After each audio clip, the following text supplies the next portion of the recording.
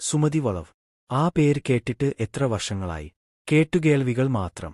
ഇന്ന് ഞാൻ തീരുമാനിച്ചു, സത്യം എന്താണെന്ന് സ്വയം കണ്ടറിയണം.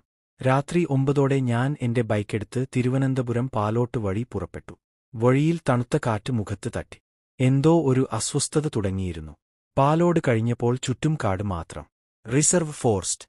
ആൾ പാർപ്പില്ല, വീടുകളുമില്ല, വെളിച്ചം പോലുമില്ല, എന്റെ ബൈക്കിന്റെ ഹെഡ്ലൈറ്റ് മാത്രം.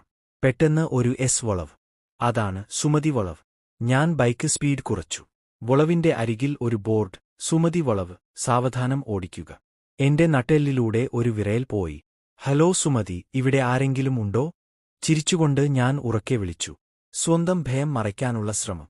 പക്ഷേ അടുത്ത നിമിഷം എന്റെ ബൈക്കിന്റെ എഞ്ചിൻ പെട്ടെന്ന് നിന്നു. ഹെഡ്ലൈറ്റും ഓഫായി. നിശബ്ദ. പൂർണ്ണമായ ഇരുട്ട്. എന്റെ ഹൃദയമിടിപ്പ് മാത്രം കേൾക്കാമായിരുന്നു. അയ്യേ, എന്താ ഇത്? എഞ്ചിൻ സ്റ്റാർട്ട് ചെയ്യാൻ ശ്രമിച്ചു. ഒന്നും നടന്നില്ല. അപ്പോഴാണ് എനിക്ക് തോന്നിയത്, ആരോ എന്നെ നോക്കി നിൽക്കുന്നു എന്ന്. ഫോണിൽ ടോർച്ച് ഓണാക്കി ഞാൻ ചുറ്റും നോക്കി.